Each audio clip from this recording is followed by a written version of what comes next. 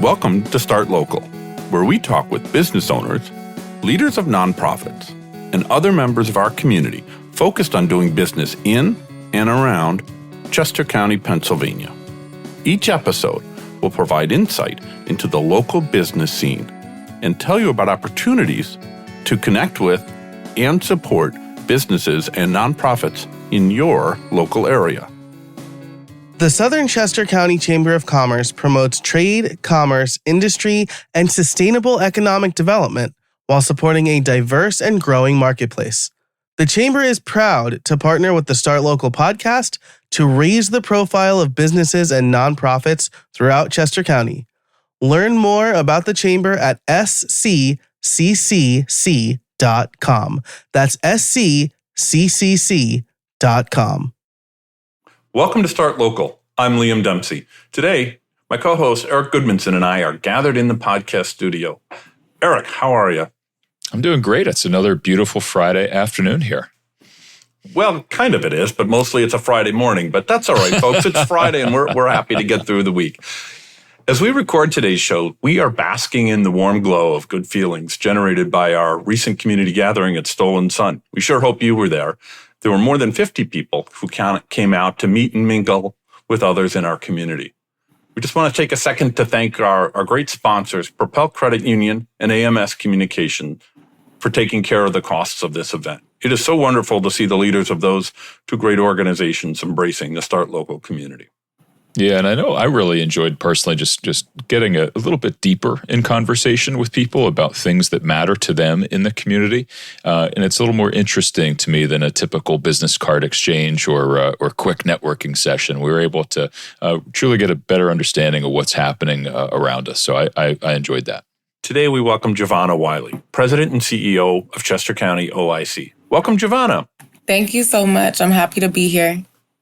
Javonna, it's great to have you in the studio. So thank you so much for making time for us. So, Javonna, we saw you on Wednesday night at our networking event. Thank you for coming out. That was great to catch up with you in person and spend time with you there. But I want to jump right into our questions now. We know that the Chester County OIC supports disadvantaged adults by creating educational and employment opportunities. How does that play out day to day? What do your programs look like? So we are almost, if you look at us, we're split into two different departments. So we have workforce development and adult education. And so our adult education programs offer GED, general education diploma, ESL, English as a second language, and adult tutoring. And then we also have some workforce programs that we tailor based on the local labor market. So some of those include forklift operator, digital literacy, certified nurse's aide, customer service, and we're working on a few upcoming programs for the new year. And that's a lot that you have on your plate. And so I wanted to take a step back and just put things in perspective because I work in IT and IT is filled with acronyms. And then I got involved in workforce development. And there are even more acronyms involved in workforce development than in IT, I feel. And so Chester County OIC, what does OIC stand for? And how does that relate to your mission in English, if you would, please? Yes. So OIC is Opportunities Industrialization Centers, Inc. And of course, industrialization is a mouthful to say, so we always say OIC. But we were founded in the 1960s by the late Reverend Leon Sullivan at a time where Black and poor people could not get educational or workforce opportunities. And so Reverend Sullivan started OIC in a jailhouse in North Philadelphia, an abandoned jailhouse, so that people could get free education. They weren't getting hired at different companies at the time to make livable wages. And so he started these centers so that people could see themselves in a place of, thriving and opportunity. So at the time he was alive, there were hundreds of OICs around the country. He passed away in 2001, and today there's 24 OIC affiliates around the country. And the mission and the vision has always been economic empowerment. And so when it comes to today, and you talk about assisting disadvantaged adults today, what exactly do you mean by that? How do you define a disadvantaged adult in 2024? Yes, so it's ever changing, but in Chester County, at least, we look at a livable or family sustainable wage, which depends on family size, but it's between $18 to $20 an hour in the Coatesville area, especially. And so many individuals may have different skills, but how we define disadvantaged could be unemployed, right? So no income at all, or it could be underemployed. Maybe you have multiple jobs because you make $8 an hour, $10 an hour, and you're struggling to meet ends meet.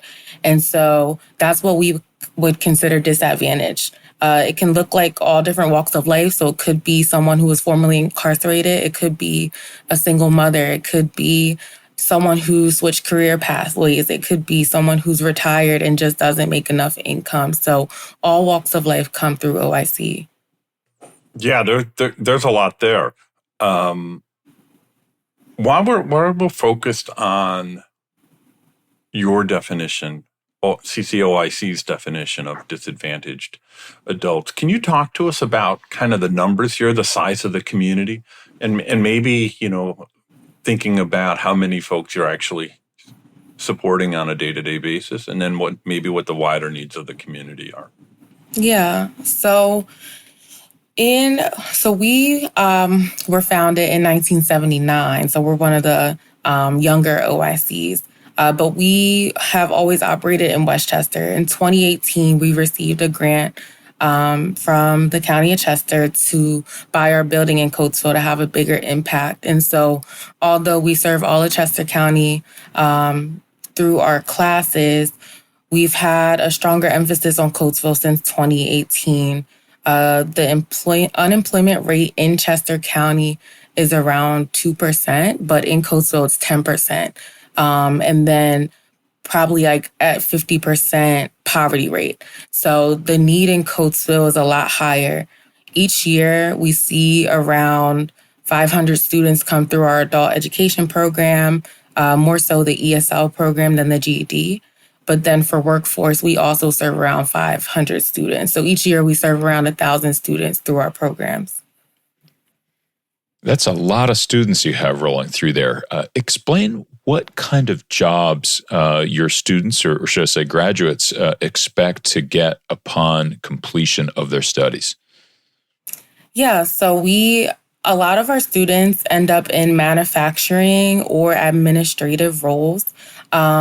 We do aim to put them in entry to mid-level roles. And when they are entry level, at that $18 to $20 per hour, we partner with, some local businesses that aim to elevate that person. So perhaps some type of role where they can grow, even if they have to start at an entry level position. So again, manufacturing, administrative, nursing, of course, with, certified nurses aid. It really just depends on what that student's interest is. And we have a labor resource manager, David, on staff to meet one-on-one with the person. So sometimes if there's a program or service that we're not offering, we'll partner with a local partner like the PA Career Link that might be able to put that person in a specific field that we might not be able to. Javonna, we talked before today, and you shared about how you and your CCOIC colleagues pay what I thought was a lot of attention from my position of ignorance to the many and competing needs of the community that you serve, that your colleagues serve. Why do you devote such attention and energy outside of the provision of career training and education? What's the value there? What are you seeing there? So my background, right, is in social work, even though I'm the president and CEO today and do a lot of, business-like work. My background is social work. So my scope is very systemic. And so when we look at how people can elevate out of poverty, into the working or middle class, it's helpful to look at things in a systemic way. And so, one of the examples I always say is we have a driver's education program when we first moved to Coatesville, we had a young adult reentry program for 18 to 24-year-olds. And what we realized was that a lot of the individuals that were ready and able to get our support were 25, 26. So they were falling outside of that scope. Even in serving the 18 to 24-year-olds, we noticed that I think we had about like 38 students at this time when I made this evaluation, and probably only 10 of those students had a driver's license. And so, right, being able to be mobile and have a license and get to different places enhances the quality level of work that you can access. And so me personally, when I got my license at 22 years old while I was in college, and I know that my mom was like, she's a terrible driver, I'm not teaching her. So, so I had to be resourceful. And I always tell people, my college boyfriend is the person who taught me how to drive. So one of the questions I always ask people is, who taught you how to drive? Because many people might be able to say, my dad, my, aunt, my cousin, whoever. Some people don't have those resources. And then when you think about driving, right, to be able to drive, you need to, or to be able to get your license and take the test, you need to know someone who has up-to-date registration, car insurance, their car has to have all those proper documentations. And when you are in poverty or your network also is, struggling with poverty, you might not have those exact resources. And so we understand that it's more than just your own ambitions and wanting to have a license. It's also a very systemic process. And so we were able to create a driver's program and a DMV program that, a few times a month, we use our company van to get students out to the DMV so they can get, their ID, their permit, different things like that. We'll cover the cost. We get them there. But then we also enroll them into a driver's education program in partnership with Chester County Intermediate Unit so that they can get that license and have access to livable wage opportunities outside of where they live. We've heard from many guests that transportation is one of the challenges that employers and employees face today in Chester County. And I know when Chester County OIC opened in 1979, it was based in Westchester. And in 2018, your organization moved to your own facility in Coatesville. So I'm curious what prompted the move and what has changed since your move. And has the move, really helped to better position your ability to serve your students? Yes. So we know over time Westchester has changed and the demographics have changed. Actually, I'm born and raised here. So just from history, I've seen some of the changes myself, but also hear about it from neighbors. And so at the time when we moved, it really was to have a stronger impact, just understanding that Coatesville is the poverty pocket of the county. When I started at OIC in 2014 as a college intern, I actually ran a youth program, and that youth program was in Phoenixville because Phoenixville was an up-and-coming community and had some of the same needs that Coatesville currently has today. And so when we moved to Coatesville, we realized, we love all the programs we're doing around the county, but there's such a need here. And so we focused our energies there. It started out in reentry, but then obviously we realized there's so many other needs outside of reentry. We read an interview that you did with Vista Today. We read the interview earlier, this week. And in that interview, you mentioned that you read Dr. Leon Sullivan's book, Build, Brother, Build. And before this show, I did some research on Dr. Sullivan, and I learned that he was quite a mountain of a man, both literally and figuratively. Can you walk us through just some of the achievements of this great local leader? You couldn't cover everything because we would need probably 4 episodes to cover that. But can you just touch on some of the things? I don't think a lot of folks will know how much he contributed to the quality of life for a lot of different people in and around our region. Yeah, absolutely. So just knowing the history of Reverend Sullivan keeps me going on my hardest days. Just him knowing that he has that vision, knowing that he opened up so many centers, around the country and internationally. And that even today, hundreds and thousands of people are still thriving off of his vision. So he was born in West Virginia, very poor. And he moved to Philadelphia after getting his education, became a reverend, served many congregations. But when he started this movement, he was very bold in everything he did. His vision was self-help. So knowing that people want and need opportunities, but they just need the tools to help them get there. And so he was very big on helping people help themselves. That's OIC's model. What can we do to make sure people are helping themselves? And he was the first Black person, the first Black man to serve as a board member on General Motors. At that time, it was very rare. He organized around the country. He worked with different presidents at the time. So he just had a lot of impact in general in, I want to say the Black community, but really nationally. So Reverend Sullivan actually did a lot of work in Africa as well, and he played a big part in ending apartheid in South Africa, just by taking trips there, by starting the Sullivan principles that just talked about, justice in the workforce, how all people are created equal, and how bringing others into opportunities and into the workforce is better for everyone. Those are some really big shoes you have to fill. And I'm sure you'd be the first to say you're not going to fill those shoes, but you're going to, fulfill part of that mission at least. And I know the previous executive director, Joyce Chester, also left quite an impression and held that role for a long time and did a wonderful job. So how does it feel to be selected to continue that legacy that so many great people filled before you came along? Yes. It's inspiring, some days stressful. Joyce was with the organization for 23 years. And what's awesome is if you're ever in the presence of the OIC network with OIC of America or some of the other 23 affiliates, you'll see that a lot of the presidents and CEOs are long timers. Some of them have been there for 30 years. Some of them knew Reverend Sullivan while he was here. And so when you're in the room with all of them, you're going to hear all about the movement. The expectations are high, but it's also inspiring because when you think about running a nonprofit organization, sometimes as a president and CEO or an executive director, it can feel like a very unique role, but you'll realize, people have gone through these same exact hard times. They figured out how to pivot.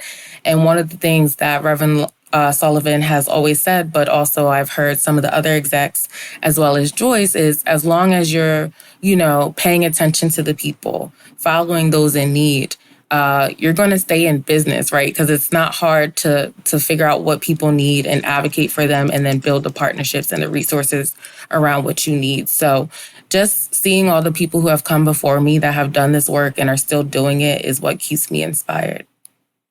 And hearing you say that, Javonna, makes me wonder if that's part of the reason why you pay such close attention to things outside education, is because the great folks before you clearly did and clearly imparted that wisdom onto you. Yes, absolutely. When we talk about Leon Sullivan's books, Build, Brother, Build, and Moving Mountains, he literally creates a roadmap on how to run this organization and how to partner and how to strengthen your communities. Another item you mentioned in your Vista Today interview was your desire to support the local youth that are in need. So what challenges are you seeing that aren't being addressed with local youth today, and how can your organization better address them? Yeah, so right now there's about 5 generations in the workforce. And I know myself just from being a millennial, how stressful it can be for the generations before us to look down and say, why aren't you doing things this way? This is how it should be. And so, right, after COVID, after 2020, the workforce has not been the same. Though so many things are changing, technology is changing, communication is changing. And just being around some youth, we had a pilot program that we offered last fall through some funding we got from the Alliance for Health Equity. And those students were so hungry for leadership and change, but many of them didn't have the parental support. Some of them just didn't know where to start. And so just knowing that, that the youth are ready and able and they want to do something, they just need some of the tools to do it, is what has us paying attention to how can we help develop these young people, because they're the future of our country, but also our workforce. And so we need to be providing them with those tools that they need to get ahead. We know that CCOIC partners with a number of local businesses to provide employment opportunities for students. You shared with us about that and said how a number of area businesses take advantage of your various programs and employ your students and graduates. I wonder if you can share some examples, specific examples of company that you're working with. And I'd love to hear you talk about how these companies benefit from employing your students, kind of in a practical sense. What's in it for them? Yeah. So one of our programs I can give an example of is our Work Enclave. And that program is probably the program that made my career. In 2021, I always had the vision of being able to provide paid work experiences for adults the same way that we did for the youth when I started in 2014. And so to my predecessor, Joyce, I would always say, I want this model for our adults. I want this model for adults. So one day I finally just made the curriculum. I was able to loop in a lot of different partners and professionals to help create it. And I sent in a proposal to Second Century Alliance in Coatesville, and they made a $25,000 investment January 2022. And once I had that investment, I was able to go to the county's workforce development department, and then we continued to get funding for the following years. And so with the Work Enclave, it's a 5-week model where we're paying students $15 an hour to essentially get professional development, but also do some community engagement and cleanup. And so while they're working, it's really a supplemental income. So, we encourage them to have work outside of these hours.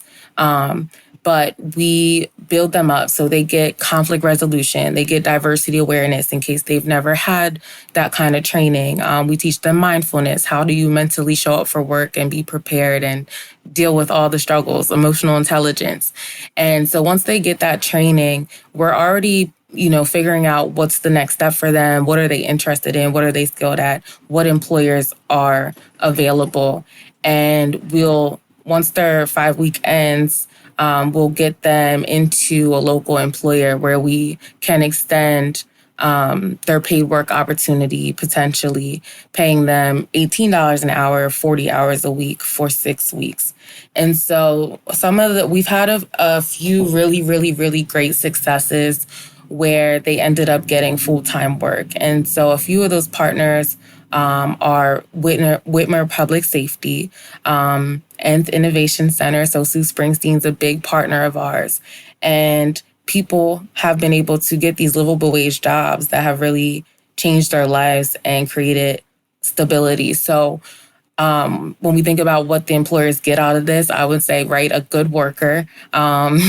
For at least 5 to 6 weeks, they're getting an investment into their workforce that they don't have to worry about the funding. So, and essentially it's very low risk because OIC is taking on any potential liability that would come with, having an untraditional hire. You mentioned funding, and I'd like to go a little deeper on that front. You have a lot of programs and services that are not, free to run because, your staff certainly needs to be paid.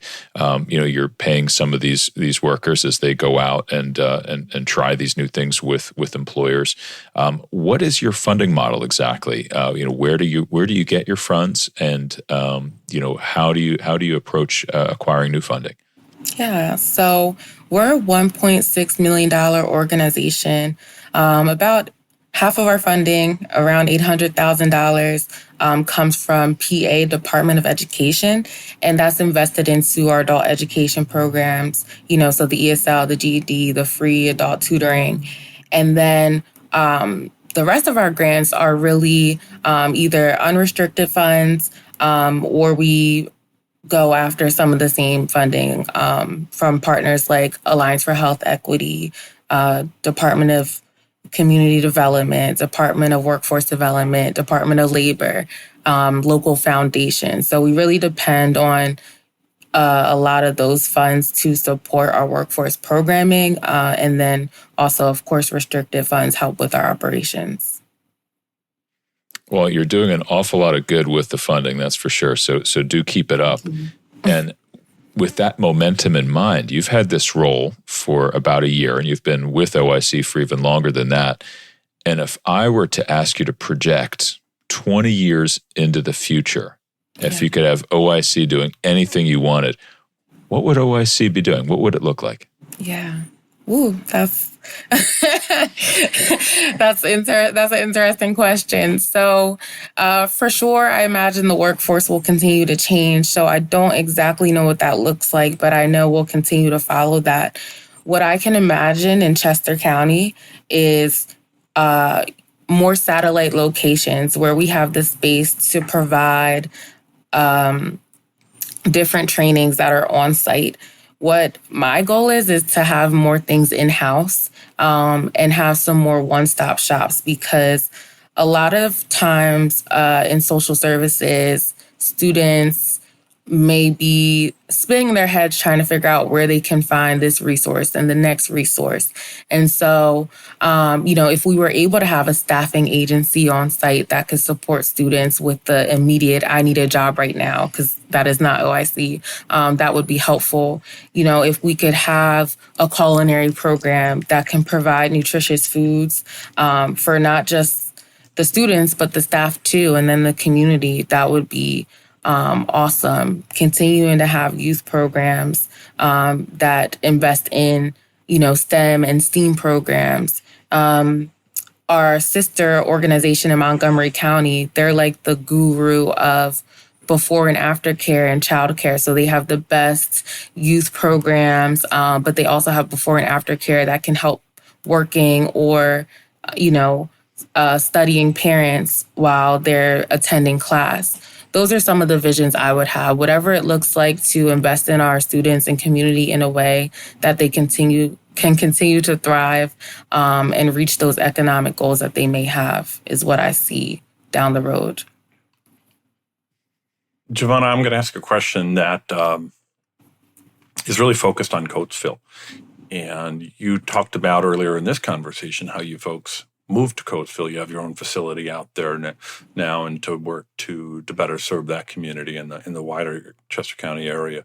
And a few moments ago, you talked about Susan Springsteen and her innovation center out there. And for folks listening, Susan was one of our guests back in episode 28, so we'll be sure to include a link to that episode in the show notes.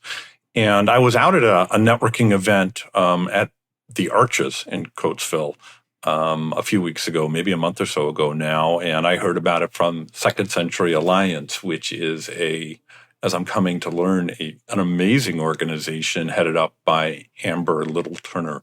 Can you tell us about what's going on in Coatesville as far as delivering economic empowerment to the folks that are living there? Because it seems like there's a lot going on. We've been hearing a lot, not only from our guests, but in the community. And you're right there in it, and you're making it happen too. Can you talk to us about that a little bit? Yeah. So I do believe that, some of the nonprofit businesses or organizations have had a strong impact on some of what's been happening. I know that when we moved to Coatesville, there was some hesitancy around what it looked like to have nonprofits in the area, because would they be bringing in income? How do they support the community? And so I know for sure when I come across some of the council members, they're praising us and so excited for all that OIC has been able to do since 2018 and just fulfilling our promises in staying in Coatesville and investing into the community and pouring into them. And I would definitely say that Second Century Alliance and Amber's work is playing a huge part in what's happening. The small incubator business that's on Lincoln Highway is phenomenal. I love the Western Branch teas and coffees. There's a hat shop. There's a clothing shop. There's just so many resources that you can shop at to build the local dollar, but also that students can tap into if they're interested in entrepreneurship. And so one of the things OIC is looking to do is partner stronger with the city of Coatesville because, they could utilize a lot of support with, like parks and recreation and community cleanup and different things. And so when I'm speaking with my team and we're thinking about some of the need that the county focuses on, all we see is job opportunities. You mentioned a lot of local organizations and local businesses there in that answer, which I really, really enjoyed hearing. But I want to pause for a moment and ask you, is there a specific local business or local nonprofit organization that people should know more about? Yeah. So I would say this is, in a way, a shameless plug, but I'm a board member for Chester County HR Association.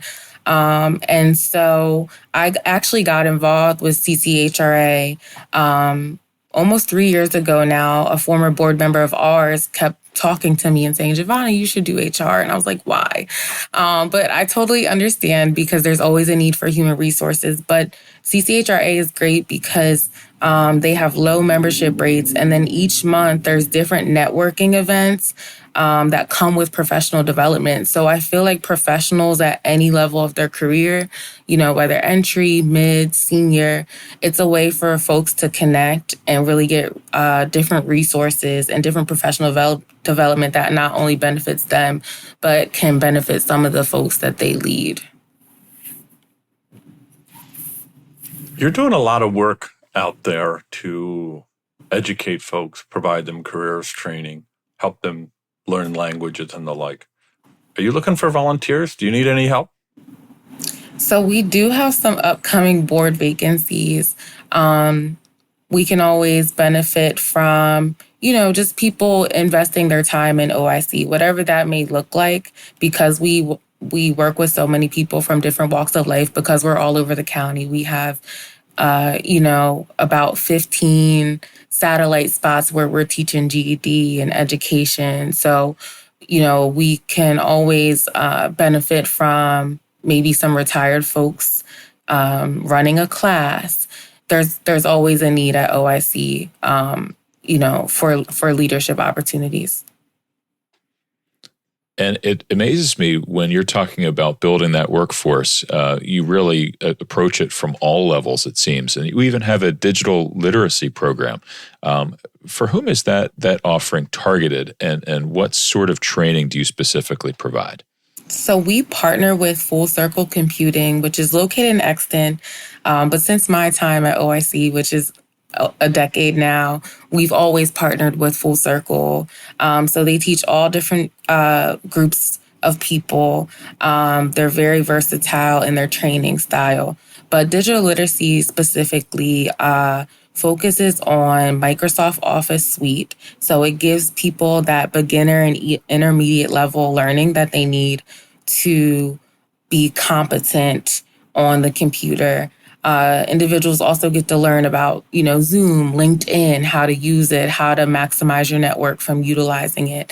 And at the end of the training, they take an exam in Microsoft Word and become certified. So a lot of times I say people who are looking for an administrative role of some sort would benefit from this, but really anyone in general, because I know me with all these Microsoft updates, I'm questioning what generation I'm from.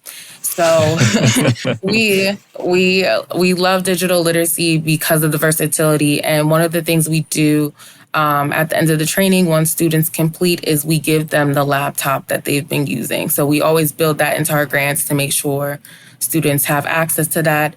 Generally, when we started out, we had a lot of retired folks who either played a strong community role or, wanted to just get back into the workforce. But lately, we've been having, intergenerational students join this training. And it's just helpful for any career opportunity. Yeah, I couldn't agree with you more. It's hard to get anywhere without some level of understanding of kind of day-to-day computer usage at a proficiency level that doesn't get in the way. So that's great that you're offering that. Thank you for that. I asked you previously about volunteering opportunities, but I want to circle back and ask, is CCOIC hiring? And if so, where can folks learn about the positions that you have? So we are hiring. Prior to being president and CEO, I was the director of workforce. And so right now we do need a manager for workforce. I'm looking for, someone who is, in the community, has a vibrant personality, has, maybe some experience with grant writing and things like that. We are also looking for a finance person. So all and any of the positions that will be open are on our website, CCOIC.org. And we also post about it on our social media. You've also talked several times during this interview about partnering with different organizations. And by reading your website, we're seeing over 15 local organizations, and I'm sure you probably partner with even more. So what value do you see in partnering with so many different nonprofits, churches, educational institutions, local governments, and more? That's just a lot of work to keep track of, but I'm sure you see value in it. So tell us about that a little bit more. Yeah, since I've been in this field, I've always heard about the silos, and I've never seen things that way. It honestly doesn't make any sense. It's so helpful to be able to partner with other people because we get to maximize on our grants and services. Even when I think about the driver's education program, there was a point where I was like, we really need this program. And Lieutenant Alice from Coatesville Area Police Department was willing to help me teach permit classes and things like, so we were spinning our heads trying to figure out how to make this happen. And one day I was like, let me just do a Google search. And I realized that the Chester County Intermediate Unit already offered this. So what I was able to do was just start building it into our grants and projecting what type of funding we might need to do this partnership. Like I said, when we have the work enclave, we have a lot of partners that are included in that. So we have Open Hearth come and talk about their match program, which includes a car match program, so that when students get their license, they can already have that resource set up to get a car. So we love to partner at OIC just because we know that we can't do everything on our own. Even though we operate very much so as a community-based nonprofit, we don't do housing. We don't have all the resources in the world. And so anytime that we can maximize a partnership, whether that means doing presentations on their site or them coming to ours, anything we can do to build our mission and our vision, we're excited to do that. Javonna Wylie, President and CEO of Chester County OIC. Where can listeners connect with you and learn more about CCOIC? So I'm always on LinkedIn, so definitely link me on LinkedIn, Javonna Wylie. We are on Instagram and Facebook, Chester County OIC. We do have some updates on LinkedIn as well through the Chester County OIC page, and then also our website, CCOIC.org. Javonna, thank you so much for spending time with us today. It's been an absolute pleasure learning about your organization, about your work there. Thank you. Thank you to my co-host, Liam Dempsey. I'm Eric Goodmanson. The Start Local podcast is published every 2 weeks. We invite you to subscribe to Start Local using your favorite podcast app or ask your smart speaker to play the Start Local podcast. You can also visit the Start Local website at startlocal.co for show notes, including links mentioned on this show and summaries of past episodes. We hope you join us for the next episode. Thank you for listening.